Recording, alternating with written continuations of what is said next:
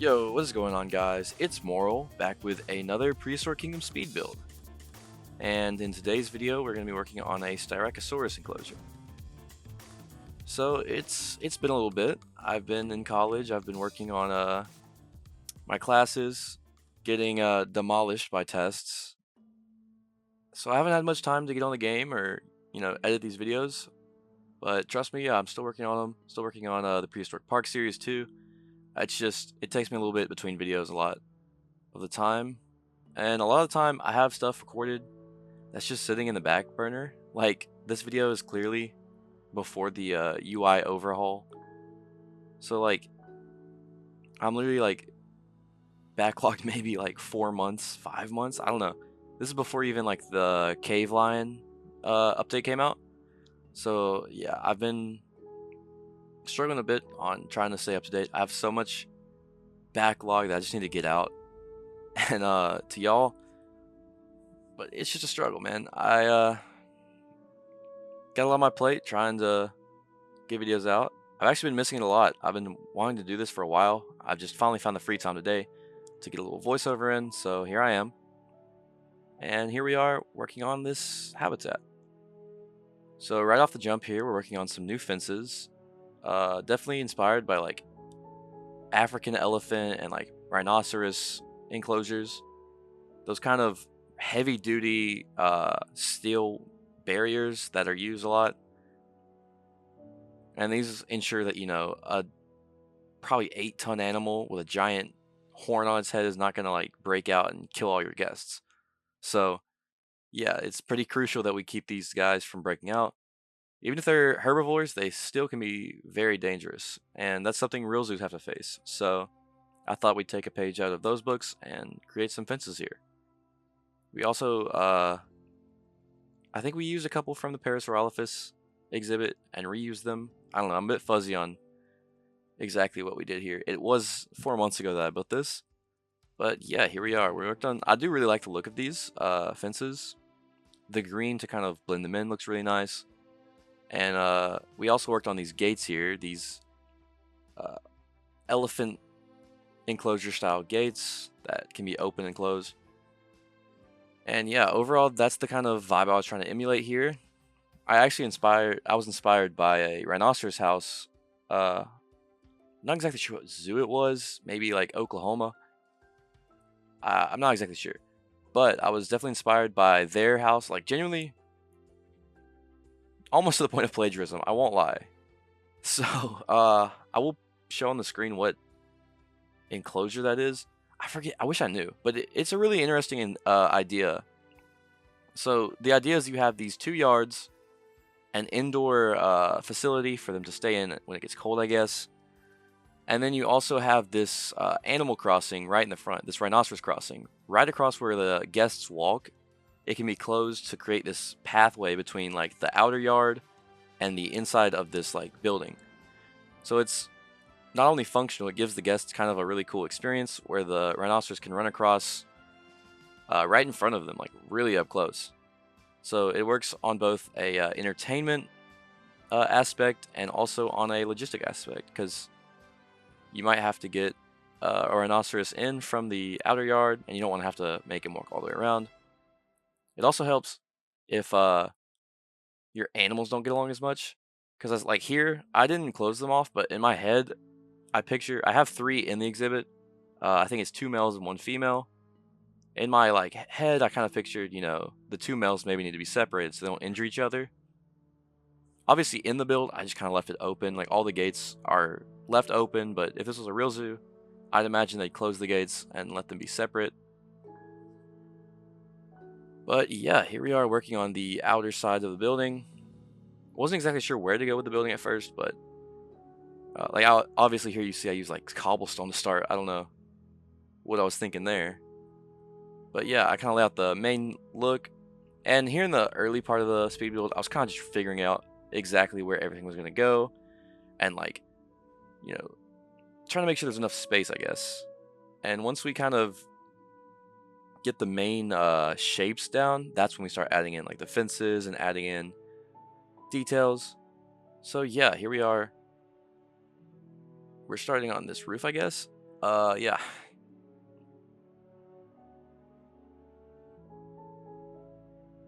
So this interior part, I always like to draw out the interiors before I add the roof. It just kind of helps to see what I'm doing. And even here, like, I don't know why I did that so early. But I at least get the layout down is a tip I would give to anyone trying to build interiors. Because once you get that roof on, it's a lot harder to see like where your walls are going, and if you want to figure out an interior, it's a nightmare. And I should probably follow my own advice because I don't know why I put that roof on before it was finished, but yeah. So here between the 2 yards, there's this really interesting area. I don't know what you would call it. I guess it's just like a flexible gate where you can go between the 2 exhibits. I don't really know how to describe it, but it is in the real life reference I used. And it had these really cool open beams here, where it's like these beams are just planted in the ground, and if a keeper needs to, they could slip between them to get in there and maybe like pick up trash or clean it. But the Styracosaurs actually just can't get through it all. And those are a little too thick, so I replaced them obviously, but like you can see there, like a human could squeeze through there if they needed to. Obviously not with the Styracosaurus in there, but hey, it works. So yeah, we're getting the idea here, and we tried to make it look naturalistic with those rocks in the front, because that's where guests are gonna be. Kind of, you don't want them to see like the fences up close. But yeah, we're working on this little area here for the guests. This is the little plaza, I guess, in front of the building where you can look out at the Styracosaurs, and I'm sure there'd be little events there since that's like a crossing area if you want to be inside the enclosure and watch them cross, I guess. Speaking of, here we are working on that. So it's basically just like this covered awning that's built over the plaza, and usually it's open, I assume, unless they want to have a Styracosaurus crossover. And yeah, you basically just close it up real tight and let the Styracosaurs run through, and the guests all love it. So yeah.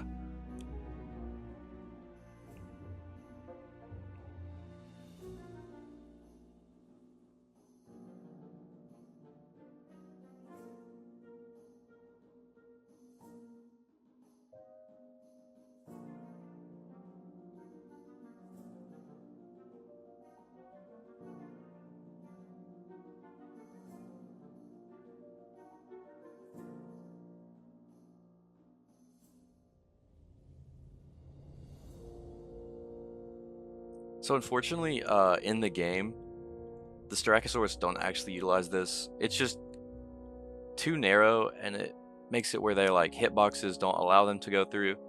It's kind of a shame, but I mean, it is probably for the best, because I feel like if the hitboxes were smaller, you'd run into all kind of problems with janky animals in places they're not supposed to be. So it is mainly decorative in our park, but you know, you can imagine it would be pretty cool to see one run through there. And yeah, we're just kind of working on this gate here to slide open and close. Very heavily referenced on like I said, rhinoceros exhibits and elephant exhibits.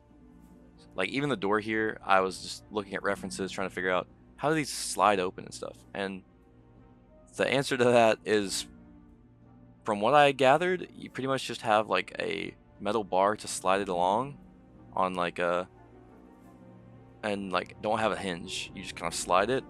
So yeah, we did that. That's what we're building here basically, is a bit of a wheel to roll it along this like metal beam. I don't know. I really can't describe it. I don't know the technical terms here to back up what I'm building, but this is what it looked like in real life, trust me. And yeah, it looks a little weird, but I think it turned out alright. I think it makes sense from a engineer aspect. Hopefully. I hope like engineers don't come to the video and comment like, oh, this looks nothing like a real thing. And yeah, here on the inside, for when the gates are like closed, I put these logs just to kind of obscure the guest's vision. If you're like you're a really eager guest and you want to know like, oh, what's behind uh, closed doors, you know, you can probably pretty easily look in. But you know, for the average guest who's coming into our park here who doesn't really care about like zoo design, they probably don't want to see in there. They probably don't care that much, which is a shame because zoo design is pretty cool. But yeah, here we are building this little corral that leads right into the building. And you can kind of see what I meant there, how these gates can like be open and closed to create this little pathway. And yeah, I think in the end it turned out pretty nice.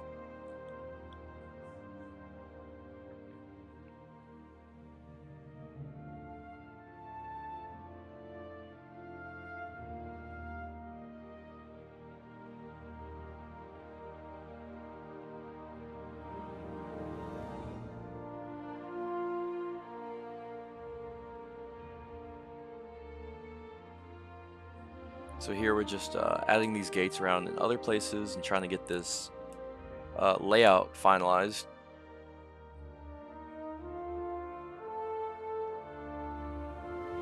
We did use a lot of references here to kind of give it that realistic look. And I think in the end it turned out really nice. I do really enjoy this exhibit.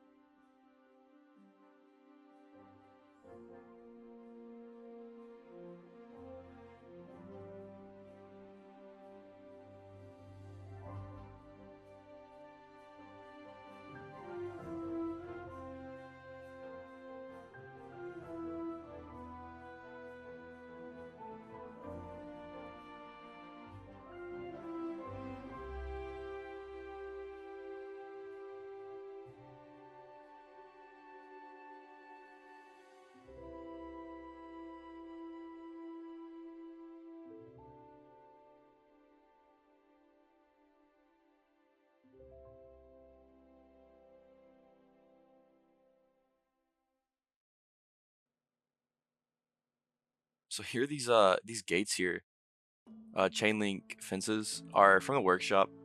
This is before they even had like chain link fences in the game. So I was kind of working with some workshop items. I'm not exactly sure who created these. I'm gonna have to put that in the video later because I don't know the name off the top of my head. But I will credit whoever made them because these are really useful and they're really well made. I would not have the patience to do that.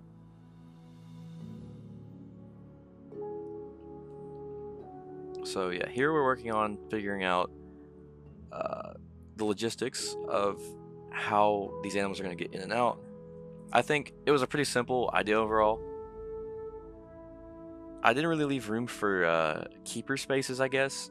So I figure any keepers would have to just do their work somewhere else and then come in if they need to check on the Styracosaurus. So they'd have to just bring food from elsewhere, I guess. But that's fine.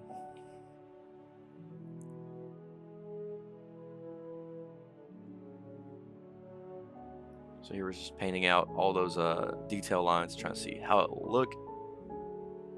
And here I decided to change the color of the fences to like this metal, like they're unpainted, just because this is an area that like guests aren't gonna see. So I figure maybe it'll look better in this steel color, kind of just as a kind of just like a cost cutting measure. You know, you don't want to pay for paint when like no one's gonna care, because the animals certainly don't care. I don't think the keepers care. The only people who would matter, it would matter to, are the guests. So that is something you've probably seen in real zoo where they change the or they don't paint something entirely.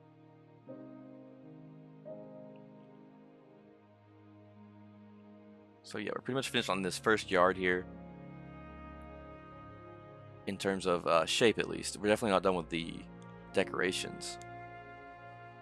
And I was definitely putting off putting details inside. That was probably the biggest struggle. Interiors just suck, man. I'm a much bigger fan of building like outdoors and like the exteriors of buildings. Interiors, they get pretty rough. I did the best I could here. even with the references, there's a lot more to it, and I feel like I'm just not the best at interiors, so I just try to avoid them as much as I can. But yeah, exteriors are definitely my thing. And I can't even say like nature and like plants are my thing, because I suck at like building plants. It's generally just the outside of enclosures. When it comes to nature and stuff, I'm also pretty bad. So yeah, we're getting into it here. I actually just don't remember the order of which I built everything, so I'm kind of stuck here trying to watch my own video basically and explain it.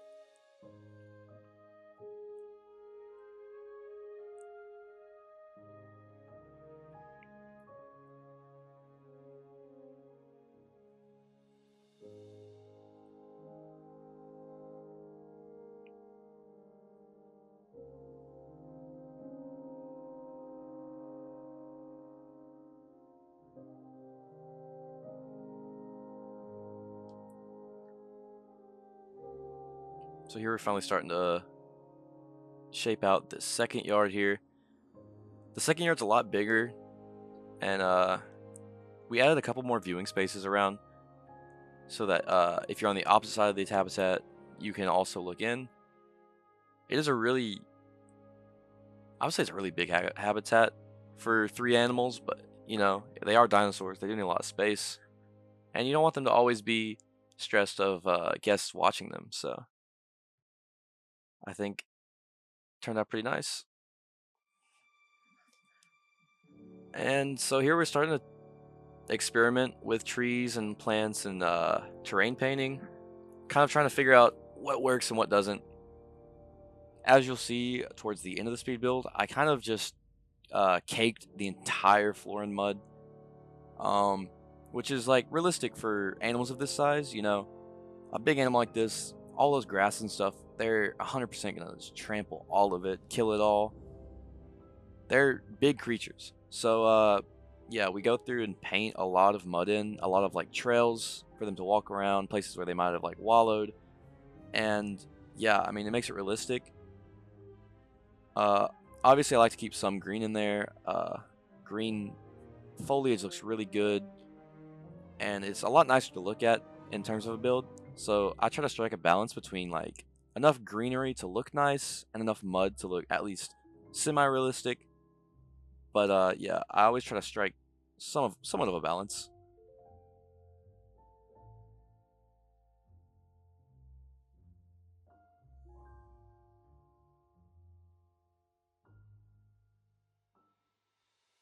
I really like these signs, and I'm going to continue probably to put these around the park. It's pretty much just a metal, like rusted orange almost color sign on this little pedestal. It looks really nice, and I like the way it turned out. I'm definitely gonna incorporate those around the rest of the park with other enclosures. It's just kind of an indicator, like, oh, these are what you should expect. In real life, I'd probably say like the name, because I don't know how many people could call or could name a Styracosaurus.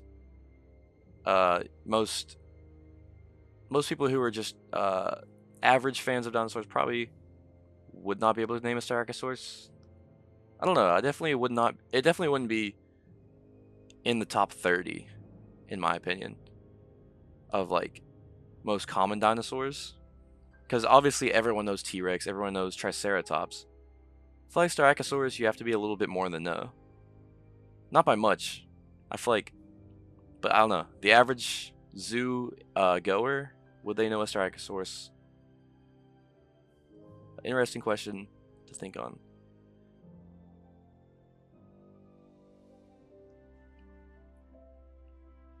So here we're working on this glass roof, which I think really brings together this indoor area once I actually get around to it. I think if it didn't have that glass roof, the enclosure probably would not have looked as nice, or at least the interior wouldn't have. But here we're working on a little umbrella, a little shaded area for the ones that are going to be out here, because they're not going to be able to spend all their time with access to the barn. You want to have a little bit of shade here. I basically just used these rounded roofs and made this little safari park-esque shade umbrella, and it turned out pretty nice. So here we're working on kind of breaking up sight lines. You don't want people on that end being able to see people on the other end. It kind of breaks the immersion of looking out into these animals' habitat, I guess. And it's something you see a lot with zoos. They'll figure out like ways to break up sight lines and make things look more interesting from different angles. So yeah, this is what I was saying earlier about the mud. I just kind of cake the whole thing in a bunch of mud. Not sure what I was trying there with the cracks. Maybe I was trying to make it look like mud cracks, but it's fine. But pretty much just the entire enclosure. I wanted to make these trails and show where these animals have trampled the grass. Obviously, like I said, didn't want to go overboard on it, but you know, there's a couple areas where these might have wanted to like wallow or trample everything. So yeah, I just sparingly use the mud to the best of my ability. And here we're gonna start adding in a couple more pieces of foliage. The grasses, I love the grasses, honestly. I can't do anything without adding a little grass. It looks so nice. And it really makes it look more shrubby and less well taken care of. Not to say these animals are like being neglected, but you know, their habitat should look a little wild, I guess, is what I'm trying to say. So yeah, we're finally getting around to making this more safe for guests, I guess. These rocks, hopefully, I wouldn't imagine that mini Styracosaurus would want to climb up that. It's definitely not tall enough for them to completely not do it. Does that make sense? It's definitely possible for them to climb it if they really wanted to, but I would hope that there's just no point. There's just no point to climbing it, so they wouldn't. I mean, they're fed, they are happy. There's no reason to go up there. And I think it's tall enough to be an inconvenience where they would probably avoid it, but not tall enough where it's like a super steep moat, which allows the guests to feel more up close and personal with the animals. So, in real life, would that be a bit of a safety hazard? Maybe, but I think it turned out pretty nice in the game, so we're gonna rock with it. So here we're working on the inside. It's a really simple area. You have two gates that lead out that can be open or closed. We try to make the exhibits gates as small as possible. Like I said, with the hitboxes, we're trying to be careful of letting them pass this time, because this area I want them to be able to use, unlike the crossroad. There, I just kind of took the L and was like, it's alright if that doesn't function fully. But here, I did want the interior to be usable. So we double up on these walls here to give it like an interior orange color, instead of the outside like a beige color. And you pretty much just overlap them ever so slightly, and it works out pretty nice. And here we finally start adding roof, I think, hopefully. Yep, that's what we're doing. All right, I can predict it. So yeah, not much to say here with the roof. Obviously on the front side, you want this nice roof to look nice for the guests. On the back side, where the staff are seeing, they're not here to care about is the park pretty. They're here to do their job and work with animals. So kept it flat. Another cost-cutting measure.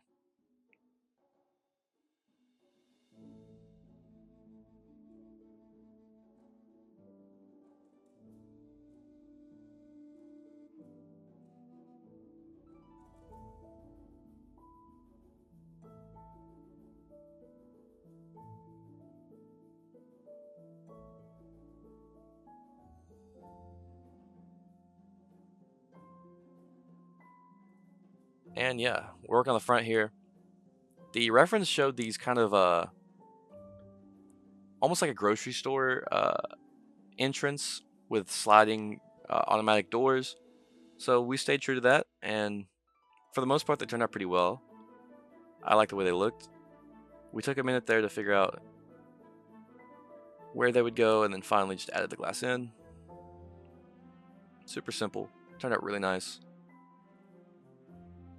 And yeah, it's usable by the guests. We just keep them open and pretend there's always something setting off the motion detectors. And yeah, there we go. Super, super easy, super simple. We even added the little motion detector, and it looks solid. It looks good enough. So got bored with that, I guess, and went back to foliage, adding in these bushes. More grass. I love the grass.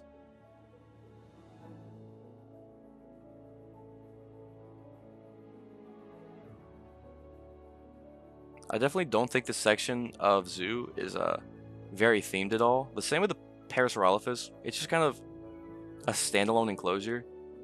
The next enclosure I made, which you will have to stay tuned to see, is kind of the start of an area that I may or may not want to keep. And if not, we'll figure out something else to do with that area. But the whole idea will be kind of a themed area, hopefully, next time. And I feel like the themed areas definitely help pull it all together and feel real. So hopefully the next few episodes, it'll start feeling more like a real zoo, more fleshed out. Here we try to make this look like a built into the rock work little puddle, little pond. The effect is decent. It's not my favorite thing in the world, but I mean, it's the best I could do with what I was given. So yeah, it looks fine. It's fine. I just have to critique it because I made it, and I just think it looks kind of silly. But it serves its purpose, is what I can say. So yeah, this is what I was talking about earlier. A little area on the side to kind of give a second viewing point in case it's like a super crowded day. You want like everyone to be able to see your animals.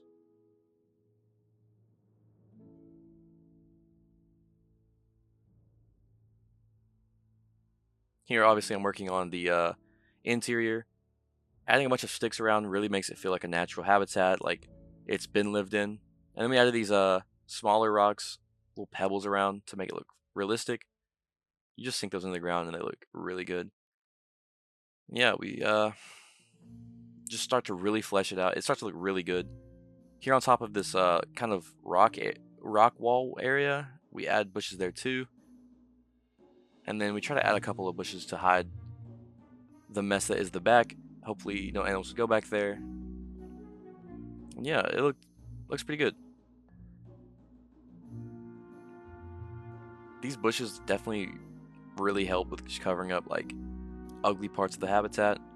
It's something you would see in real life, I'm sure too, where you just hide all the nasty backstage like staff areas and hide everything and try to make it look natural and pretty. We also use a lot of this Bengal bamboo. I think that's what it's called. And that stuff can definitely be used to just grow anywhere. I know zoos use a lot of stuff like that, where it's just like super easy to grow, can grow pretty much anywhere, and it feels like it could fit in almost any environment. So it can just be used as a filler plant to hide stuff.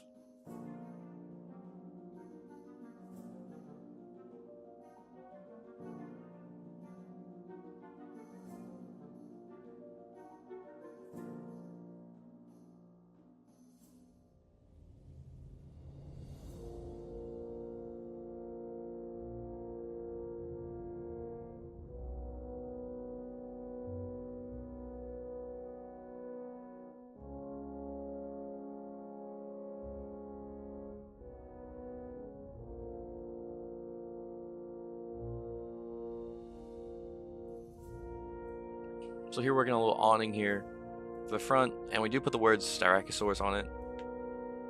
Styracosaurus something, maybe just Styracosaurus. I don't remember, but I'm not exactly sure what you would call this. Maybe it's like Styracosaurus crossing or something like that. I didn't really give it a exhibit name. It's just the Styracosaurus pin right now, but maybe there's some name we could give it. Yeah, I think I just put Styracosaurus. So yeah, this is pretty much the end of the speed build here, so I will catch you guys after the end of the cinematics.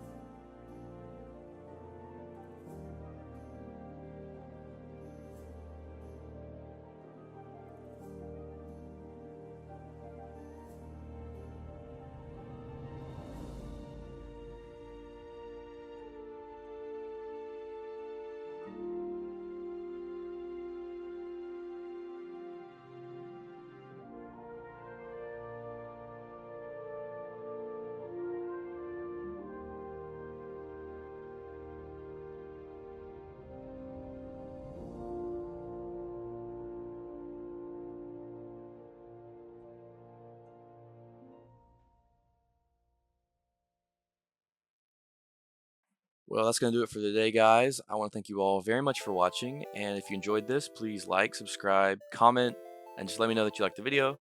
Hopefully, there will be another video soon on this park. And yeah, I'll catch you guys on the next one. Goodbye.